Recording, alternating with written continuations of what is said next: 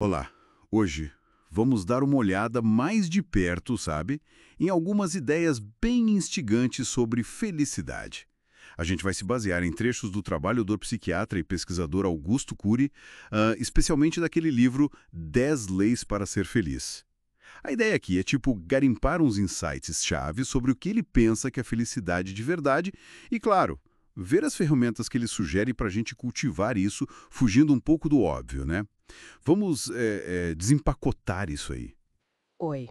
Olha, a visão central do Cury já começa meio que desafiando o senso comum, né?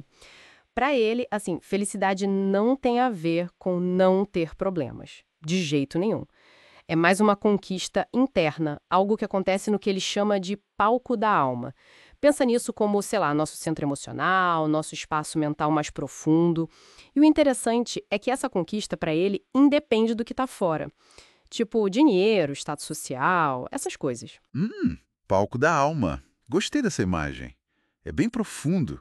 E ele define felicidade de um jeito assim bem particular mesmo. Ser alegre mesmo, chorando, continuar sonhando mesmo depois de um tropeço, amar apesar das frustrações. Não é ter uma vida perfeita, né? É mais sobre achar força, achar beleza no meio do caos mesmo. Ele também dá um alerta sobre o que chama de alvos errados. O que seriam esses alvos? Exato, ele aponta vários, tipo o dinheiro. Ele diz que o dinheiro compra, sei lá, a cama, mas não compra o descanso, a paz para dormir. Compra bajulador, mas não um amigo de verdade. Entendi. A fama também gera aplauso, mas não necessariamente alegria genuína, né? Pode até trazer mais solidão com todo aquele assédio. E até a cultura acadêmica, que é super valorizada. Ela nutre a inteligência, claro, o conhecimento do mundo, mas muitas vezes não ensina a gente a lidar com o nosso próprio mundo interno, com as emoções. Nossa, é verdade. E o poder. O poder pode te deixar governar nações, mas e as próprias emoções? Quem governa? Faz todo sentido. Mas por que esses alvos falham tanto na visão dele? Qual é digamos, o X da questão? Olha, o ponto crucial para a cura é que esses alvos externos, eles simplesmente não resolvem a nossa necessidade de gestão interna. Sabe, a felicidade de verdade, aquela que fica, ela exige conquistar o que ele chama de aquilo que o dinheiro não compra. Tem aquela metáfora dele, né? Aprender a velejar nas águas da emoção. Velejar nas águas da emoção. Ou seja, desenvolver habilidade para lidar com os sentimentos, os bons e os ruins, sem afundar, entende? Sem essa habilidade interna, o sucesso lá fora pode até existir, mas junto com um baita vazio por dentro. Entendi. É aí então que entram as tais leis, como se fossem ferramentas práticas para essa navegação.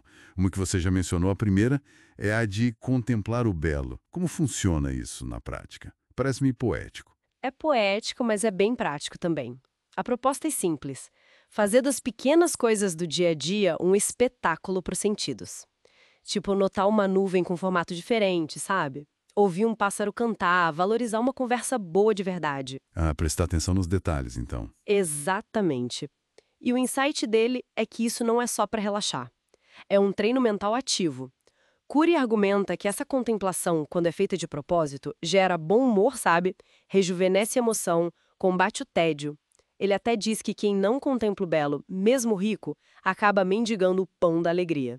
É uma forma de recarregar a bateria emocional no meio da correria. Nossa, mendigando alegria. Forte isso.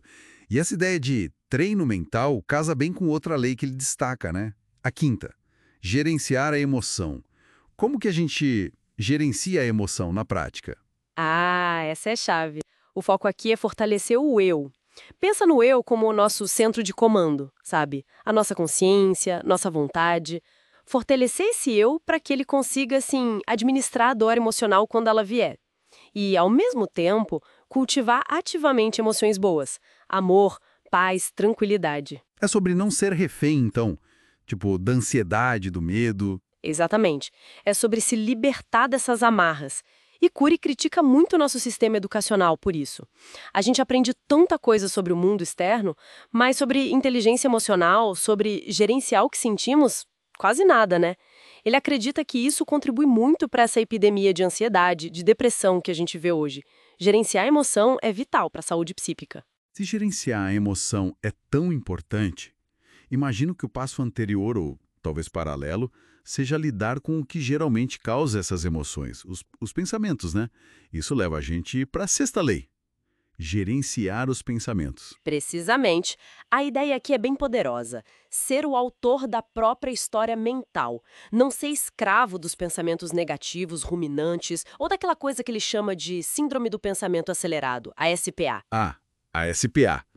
Aquela mente que não para, né? 1000 coisas ao mesmo tempo. Isso, aquele fluxo mental que não desliga, super desgastante, muito comum hoje em dia. Segundo Cury, não gerenciar os pensamentos pode levar a gente para um ciclo vicioso de preocupação, de ansiedade crônica, causa um sofrimento por antecipação e um cansaço mental extremo, mesmo sem fazer esforço físico. A mente esgota. Mas ele deixa claro que isso não é tipo um botão que a gente aperta e pronto, né? Exige esforço, prática. Ah, com certeza, ele bate muito nessa tecla.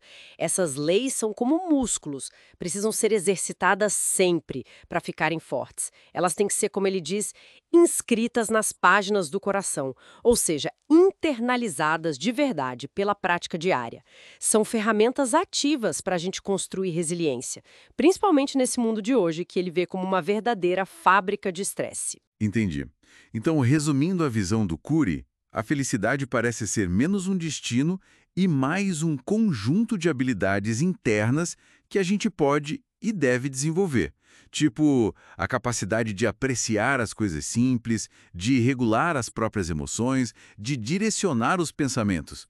Parece que a chave está menos no que acontece com a gente e muito mais em como a gente lida com isso por dentro, né? Exatamente essa é a ideia central.